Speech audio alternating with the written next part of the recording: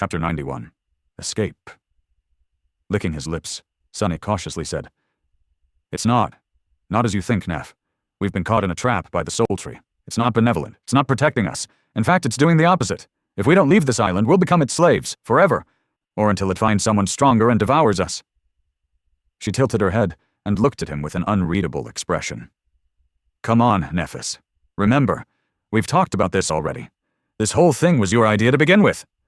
For a moment, he thought that his words had awoken the stolen memories in her mind, but her response shattered those hopes into pieces. "Leave the great tree. You have really lost your mind." "Curses."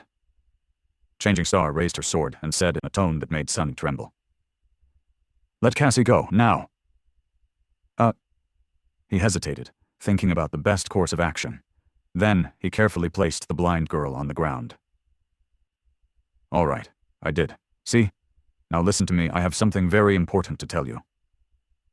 Before he was done speaking, Nephis disappeared from his view. Realizing that he was about to be attacked, Sonny prepared to defend himself. However, a moment later, he was already lying on the ground, the tip of the silver sword pressed against his throat. Changing Star was standing above him, pale lights burning in her eyes. Well, that was embarrassing.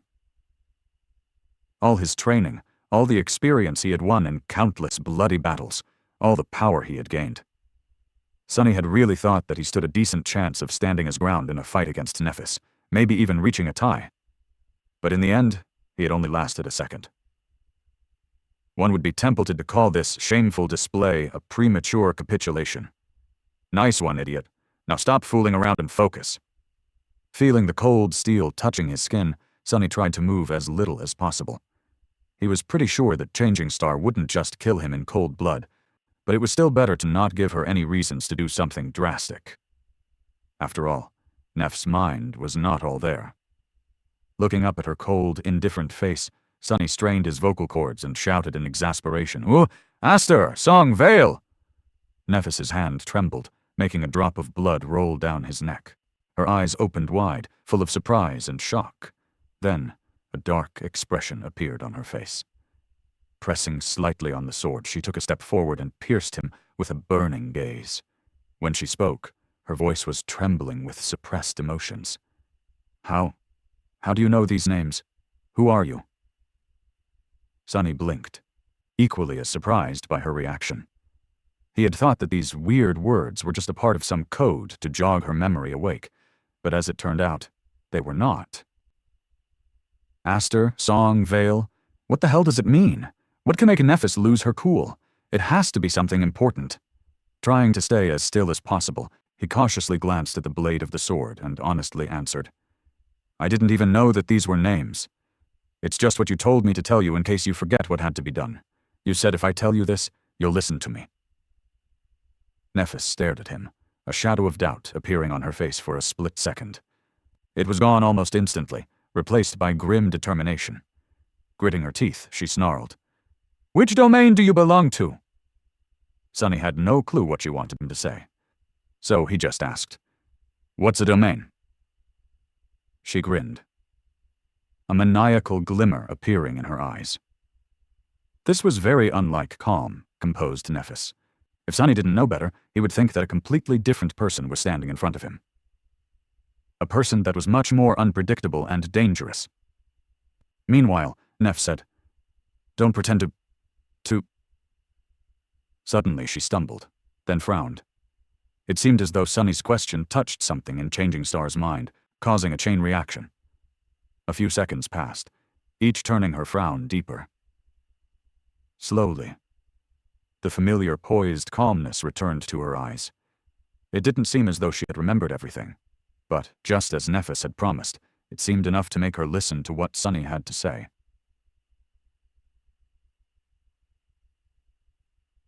He understood it from the fact that she had finally removed the tip of the sword from this throat.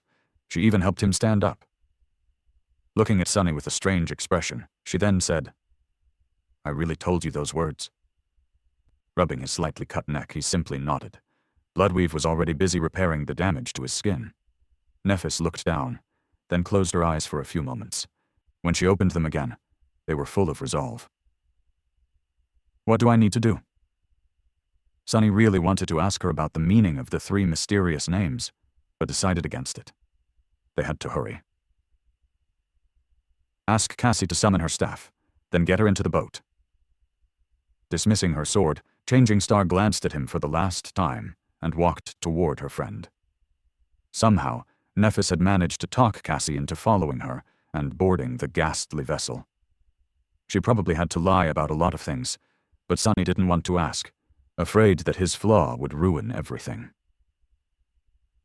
Once the girls were inside the boat, he wrapped his tired body into the shadow and put his hands on the metal hull. Every part of his body seemed to hurt in its own unique way. His mind was utterly exhausted. Come on, Sunny. One last push. With a crooked smile, he strained his muscles and pushed the boat toward black water. As the last light of dusk disappeared, submerging the world into absolute darkness, the boat built from the bones of a demon slipped from the ashen sand into the cold embrace of the dark sea. Following Sunny's instructions, Cassie aimed her staff and activated its enchantment, causing a strong gale to fill their modest sail. At first, the boat moved slowly, the mast creaking under pressure. But Changing Star's craftsmanship was meticulous and reliable. The demon's spine held, and little by little the small vessel began to gain speed. Sunny sat at the stern, controlling the steering oar. In front of them, an endless expanse of black water stretched to the horizon, hiding indescribable horrors in its depths. Behind them, the terrifying, soul-devouring tree was slowly growing smaller. Sunny stared at it, feeling a deep sense of regret grip his heart. He wished that he was powerful enough to destroy it. Leaving just like that, without exacting revenge on the ancient monster, filled him with anger. Well, at least he left it a present. Back at the Ashen Barrow, a candle was burning in a small alcove of stones that protected its flame from wind. Near the candle, a tall pile of dry, fallen leaves was towering over the alcove. It had taken Sunny a long time to gather that pile. He had scoured most of the island, hoping to make it as tall as possible. He had also mixed dry seaweed and the remaining fat of the carapace demon into the leaves. Sometime later, the small candle was nearing the end of its life. Most of the wax had already melted, turning it even smaller. Just as the flame was about to go out, it ignited the leaves.